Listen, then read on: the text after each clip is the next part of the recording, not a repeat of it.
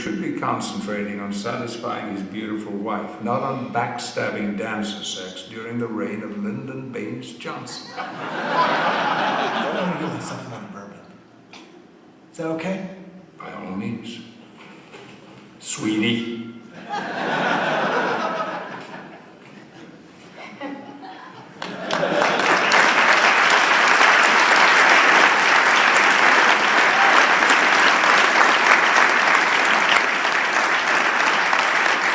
Therefore, I am proud and happy to present the 2013 Straight for Equality in Entertainment Award to my great friend, Sir Patrick Stewart. Yeah!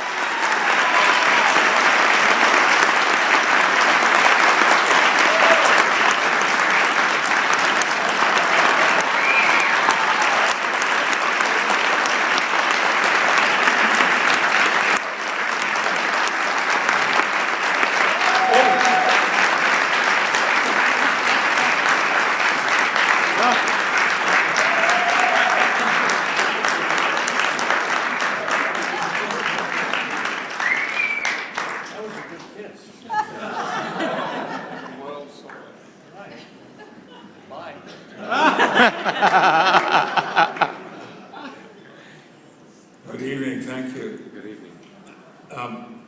I have become intimidated by the preceding speeches.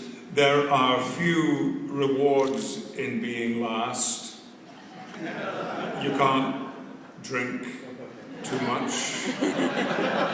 Everyone says all the things you were planning to say, including Joel Grey. And when the organizers said to me, if you send us your speech, we will put it on teleprompt for you. And I said, no. And now suddenly here I am with these pathetic little cards in front of me. But I will do my best. I am so deeply honored and immensely appreciative to receive that award. What it signifies makes me very proud. But it also connects me to my adopted country and to my show business, friends and colleagues in a way that positively delights me. It also identifies me as being affiliated with the greater LGBT community, and I love that. I want to thank my dear friend and colleague, Joel, for graciously agreeing to be my presenter. Joel has been my friend for many years, and I was going to tell you the story of the car wash in but shucks. However, what I can add to that anecdote, that it was not just a Los Angeles car wash, Joel, it was the Beverly Hills car wash. And while my car was being sponged and hand detailed, I stood there unable to believe that chatting to me as if I were just an ordinary person was one of my screen heroes. But this is not the first time, and already he has preceded me in this story, that he has played a significant part in my life. I would not have been able to say to you, in the presence of you tonight, there is my fiancé, were it not for the fact that Joel insisted that we go to a certain fashionable restaurant after he'd seen me as Macbeth. we both needed a drink after that. Now listen, this is going to be a little diversion. And I cannot let this moment pass, not in this quality of company. And I need not only your help, but I need your judgment too. Here I am in a fetching hetero suit. And it's, I think, sort of dark blue. And I am wearing brown shoes. Now, when I was growing up in a rather poor working class blue-collar family in the north of England, if you wore any suit that was remotely dark, you wore black shoes. But for the past few weeks, my lovely fiancée and I have been in conflict because she not only assures me, but demands that no man of any fashion sensibility at all would wear anything else than brown shoes with a blue suit.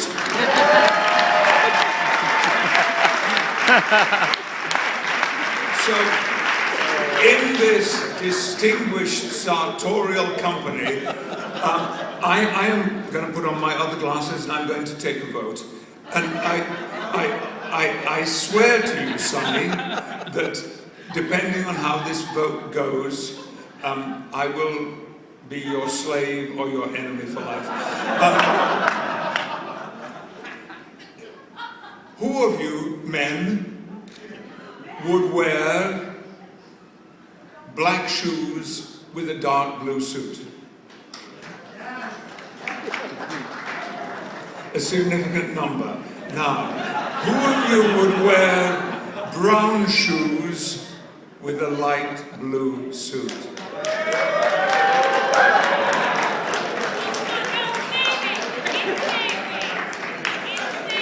Okay, the suit is navy, Sonny.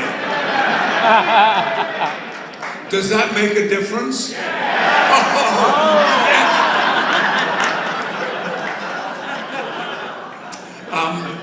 Well, the...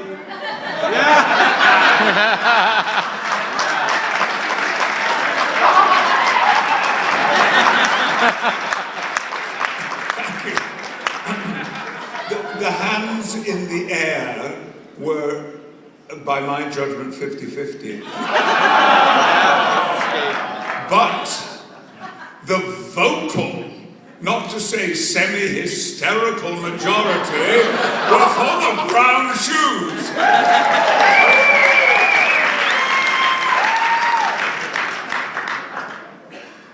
I give in. I'm yours, brown shoes and all. Okay, Joel, I get it. You made the point very effectively. I asked Sir Ian McKellen to marry us, and not you, even though you were the person who brought us together.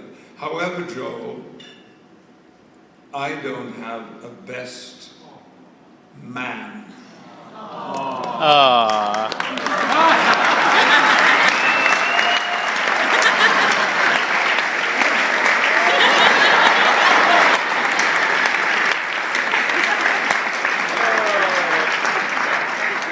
And folks, you can say, and we were there. Look, thanks so much. I have to thank my director and producers for allowing us to screen that little clip from Match. And indeed, you were the first members of the public outside the film production company who have seen this little snatch. And I have sitting with me at the table the brilliant writer and director of that movie, Stephen Belber, and two of our producers, David Permit and Matt Ratner, and thank you so much for coming and supporting us tonight.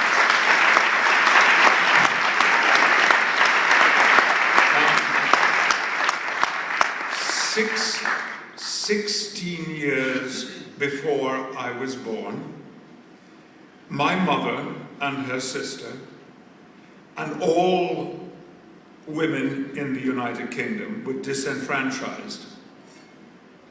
They were not allowed to vote. 16 years before I was born. 20 years ago, Catholics in Northern Ireland were disenfranchised and intimidated and abused. 25 years ago, a wall divided Germany. 40 years before, in South Africa, and before that, here in the United States, drinking fountains were marked whites only. And in London, one of our greatest and most beloved actors, Sir John Gilbert, was arrested publicly for soliciting. When you silence the voices of diversity, you deny society the riches and the values of that diverse voice. My great good fortune was to become an actor, where, as John Irvin has so articulately described, I shared my life from the age of 17 in a world of equality, of gender equality and sexual, the equality of any sexual orientation. And indeed, as I look back now over 53 years of acting, at the beginning when I was a nervous, insecure, shy actor, working at a time in England that was dominated by directors' theatre, not actors' theatre, it was again and again that it was my gay colleagues who would say to me, pay no attention to him, you do it your way. Come on, you feel it like that. Do it the way you want to do it. They were encouraging me to be myself, as in our theatrical community, they were encouraged to be themselves. So, congratulations to PFLAG. Happy 40th birthday. What you do is one of the things that makes for a better world. Thank you.